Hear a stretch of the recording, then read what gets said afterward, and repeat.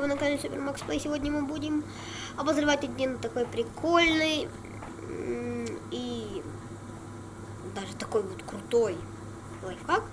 Это деформация машины. Сейчас я добью машину до огня какого-то, ну может даже до дыма, а потом мы продолжим. И, кстати, я буду объяснять, как это делать.